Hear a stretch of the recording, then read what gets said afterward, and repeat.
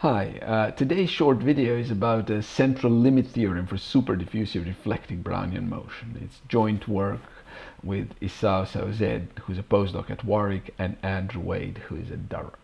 We're interested in reflected Brownian motion in generalized parabolic domain D, like this one here. That's a domain in a D plus one dimensional Euclidean space, described by a scalar function b. You see there's an unbounded component x, and b of x tells me the boundary, and then in the d-dimensional slice in this coordinate y, I just take a spherically symmetric domain. Okay. And b, the growth rate of b will be crucial. It will be of this polynomial type, and this picture shows you the case when beta is positive. Okay, so this beta will play an important role. If beta is negative, then the domain looks like this. It's sort of a narrowing domain. Okay. Now, the process itself is a reflected Brownian motion, or more generally reflected diffusion, which is uniformly elliptic. We can allow for multiplicative noise, but we're primarily interested in the constant case because that's reflected Brownian motion. There is a vector field phi on the boundary, and L is the local time. For such diffusions, we proved with Misha Manchikov and Andrew Wade a couple of years ago existence and strong uniqueness of this process. So we have a model to play with. Now, notice that this SD has no interior drift, and we're interested in superdiffusive behavior, so we'll give it oblique reflection vector field, asymptotically oblique. You see, this picture here describes, you see, three paths of this solution of this SDE driven by the same Brownian noise. Okay, so this is the same increments, where each of the vector fields is though becoming more and more sort of oblique. And you can see, even though they start here, all three of them, that the green one, which has the strongest push going outwards, reaches furthest out.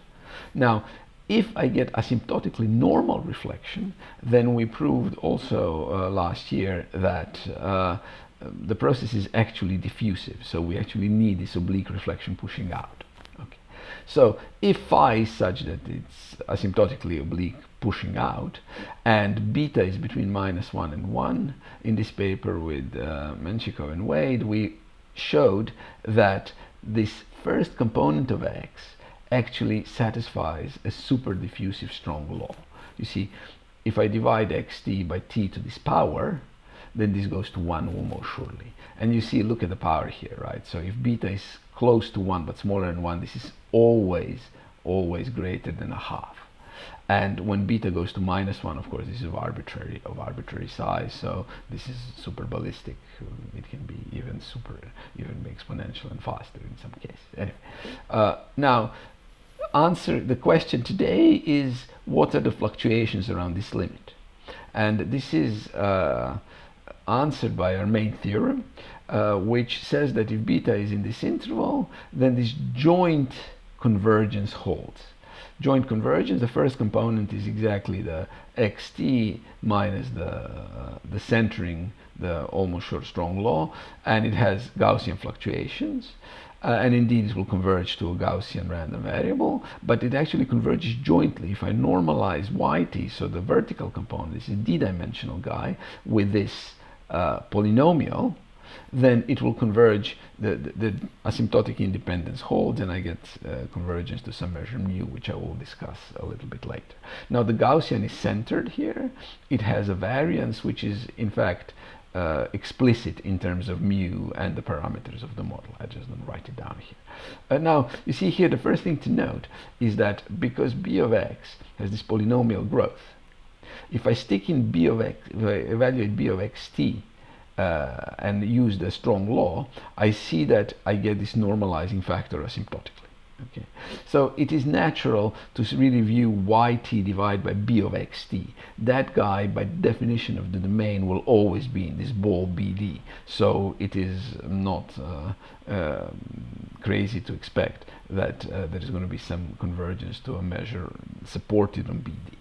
Okay, that's one thing to say. Another thing to say is that if sigma is the identity in my model, if I'm really dealing with reflected Brownian motion and my vector field is nice and symmetric, then mu will simply be a uniform measure on BD. So I will say something about mu on the next slide, where that comes from. And the variance really will be increased by the behavior of the vector field. This quotient measured the obliqueness, asymptotic obliqueness of the vector field, as you will see on the next slide. Okay, and here the dimension also plays a role. In general, as I said, we have an explicit form of this upsilon, and but it's a little bit complicated to write. Okay, so now how do we obtain such a result? Well, part of the result is certainly the understanding that, you see, if I take yt over b of xt, this is the normalized d-dimensional slice, which is immediately in the d-dimensional ball, right? Because remember, the upper bound, the boundary of the domain is given by b of x, right? So this guy is always in the dimensional ball. So it's not Markov, but that guy will converge to this measure mu. So what is this mu, and how does one get it? So really, the approach is to look at some large time capital T, to look at local uniform convergence of this rescaled reflected process. You see, I rescale the state space and I shift in time both coordinates. Okay, remember that xy is my z from my initial model, right? So both of these are sort of the rescaling is stochastic, and the shift in coordinate in time is also stochastic. Okay. And then what one can prove, and that is in some sense the main technical result behind the other theorem, is that for all beta between -1 and 1, this class of, or this select family of processes ZT, they converge weakly, locally, in local uniform topology to a limit process on an infinite cylinder. And this limit process on an infinite cylinder in the y direction has an autonomous SDE driving it, okay, autonomous SDE, with some vector field which is obtained from, now this vector field here is obtained from as a limit of the vector field in the original model, and x component is just a Brownian motion plus the local time of the component y when it hits the boundary of the sphere.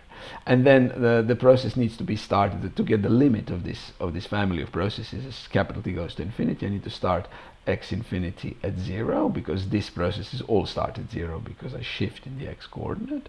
And then in the y coordinate, I need to start from the stationary measure of this SDE3.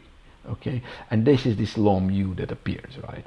And in that case, of course, okay, just to say a word or two about where this vector field comes from.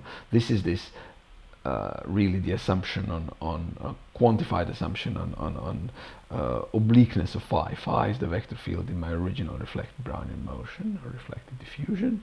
And as x goes to infinity, it needs to converge. This is a d plus 1 dimensional vector.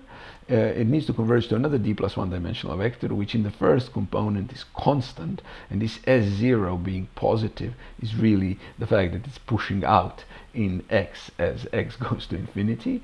And then in the second, in the remaining d coordinates, it is just a vector field on the sphere which sort of drives this reflection here. Okay, and I need to quantify this thing in order for these theorems to hold. So you see here, this needs to go to 0 when I multiply by x to the 1 minus beta over 2, and you know that beta here is strictly smaller than 1, so this is always a positive power, so this guy needs to go to 0 sufficiently fast. And this phi d also needs to have nice structure. So when I look at the normal component, that has to be constant and given by some constant c0. Okay, and if that happens, and this sigma infinity is just a constant matrix because my volatility sort of stabilizes in the original model. If the volatility is constant, then it's just the same matrix, then there's no trouble. And then you see now, okay, we've got the stationary measure mu of this SDE, that's good. And now how do I conclude that this guy actually, from this theorem, will converge to mu? Well, you see, this guy is actually the second coordinate of this process z capital T at 0. You see, if this is 0, this time change vanishes, so I have yt divided by b of xt. And if, since this limiting process is in stationarity, meaning that this process at 0 will also converge to this mu. And that's the sort of an important part of our theorem. Now, you may have noticed that the first theorem held on the interval from -1/3 to 1, while the second theorem held on the interval from -1 to 1 in beta. Okay, so let me shed some light on this, right? So the stuff in black is from our paper on the superdiffusive strong law, right? And essentially it says that if beta is greater than 1, then the process has to be diffusive, this x coordinate. If the beta is between -1 and 1, the process is superdiffusive of this type. And if beta is strictly smaller than 1, if I go to 0 very, very fast, then I will see explosions. So now I'm interested in this superdiffusive strong law situation. And then now what the second theorem that I showed you proved is that in this case from -1 to 1, this quotient, so the normalized y component, will always converge to this measure mu. However, the fluctuations around the strong loss, the strong limit of the x component, will be of the Gaussian type only when beta is between -1/3 and 1. And in fact, we prove in the paper that in this case, -1 to -1/3, the CLT stops to hold. Okay, intuitively, this is because the fluctuations, the size of this difference, is of this order. So t to the 1 over 1 plus beta minus 1, right? So when beta is smaller than -1/3, this is greater than square root of t. So I see fluctuations that are different. So we prove that the CLT doesn't hold, but the expectation is that it is replaced by some strong, almost sure convergence. Okay. Now it appears that this phenomenon is quite universal. So if you take any process x that has drift which behaves roughly as 1 over x to the beta, and it has a constant order L2 noise term, then the CLT will happen and it will fail at beta -1/3. It will happen for beta greater than -1/3 and fail for beta smaller than -1/3. Okay, between -1 and -1/3. Okay. Now, if this noise term is substituted by an alpha stable noise, say, then the expectation is that that the CLT will start to fail at -1 over 1 plus alpha, rather than, you see, 1 plus 2 is 3, right? That's the point. Now, in our situation, of course, our model is more complicated. It's not, the drift is not given exactly like this, but somehow intuitively, heuristically, the drift in the model produced by the local time is going to be of this order. Okay, so that's the phase diagram. Now let me conclude by just saying a few words about the elements of the proof. Okay, so as is clear from the sort of the second theorem that I presented, the convergence for the y component is something that we need to establish first. We know that we have this strong law for the x component, and then how does one then study this, right? So we know that x component is going to be somewhere around here. We look at for large t, we look at a window around this, right? So the window has to be growing to infinity, but not too fast, so that the domain that we get is sort of close to an infinite cylinder in this window, and that the coefficients don't move very much, because we're comparing it, remember, to this SDE on an infinite cylinder, which has constant coefficients. And so the first comparison is the SD on an infinite cylinder started at this random point that comes from this rescaled process. Okay, and in this case, one needs to compare this solution of the SD on the infinite cylinder and this rescaled process. You see, the funny thing here is that this is indeed again a reflected diffusion, but its domain is chosen randomly by the value of the process, the original process at time capital T. So in particular, it is definitely never globally a cylinder. So we're comparing two reflected diffusions, one on an infinite cylinder, one not. And we need to make sure that they're close for long enough. And so the first thing we prove is this continuity result, that indeed they're close together on compact intervals. And the way to do this is by using this famous Dupuy and Ishii continuity in the starting point for reflected processes without uniform ellipticity, right? So we essentially stack up the domains of all these ZTs, one on top of the other, depending on where we are, how big this xt is, and of course in the limit as xt goes to infinity, we can add the domain, which is an infinite cylinder, thus producing a d plus 2 dimensional domain on which we can apply this result. Okay, so this works nicely, but it doesn't solve our problem entirely, of course, because for large T, these two guys will be good, and this guy, of course, is in stationarity, so it's uniformly ergodic, one can establish this, so this will be the case. But if T is too large, then you see the domain where this scaled process lives is going to be very far from an infinite cylinder, so these guys will not be close to each other. And how long we have this bonanza that are close to each other, this S of T, will depend on this random initial condition. So this S is not explicit. So what one needs to do is really one needs to produce quite a delicate coupling between three processes. In fact, this ZT, Z infinity on the cylinder started from the same point as ZT, and also Z infinity started from stationarity, and then one needs to control by nesting intervals the distance between ZT and the guy in stationarity, and then this will then eventually imply this weak convergence of the second component. Okay, so we converge the second component. This is the most technical part of the paper, certainly. Okay, and then once we have that, then this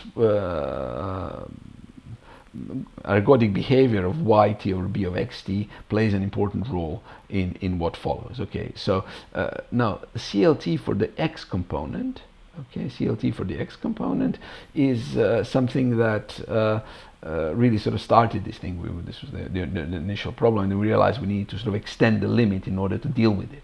So local time is of course difficult to control explicitly, so we use this Lyapunov function approach as before, and this Lyapunov function is constructed in such a way so that when I look at the eta same martingale decomposition of psi, I see that the local time part of the transform process will be tiny, and the drift will be, I will be able to understand its asymptotic behavior. That's on one hand, and then I compare this with the representation, because I know what this f is, with the representation, or I can sort of, for the fixed time t, I can represent psi t approximate in this way. So then the comparison of this and this semi-martingale decomposition of psi then gets us a way into analyzing sort of how this drift, what this drift does for us, and also how these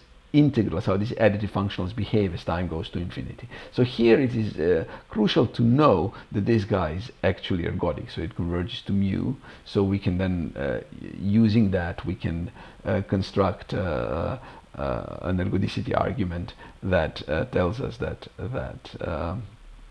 the behavior of such functionals. And these functionals are important because they feature in the drift, but they also feature in the local martingale part of psi through the quadratic variation of that local martingale. So once we know how the quadratic variation grows, this allows us to obtain characterize the asymptotic variance in this limit variable n that I had in the beginning, right, for the first component of my limit. Okay, and then now finally we get asymptotic independence in the limit. So, and this actually holds because of the separation of timescales.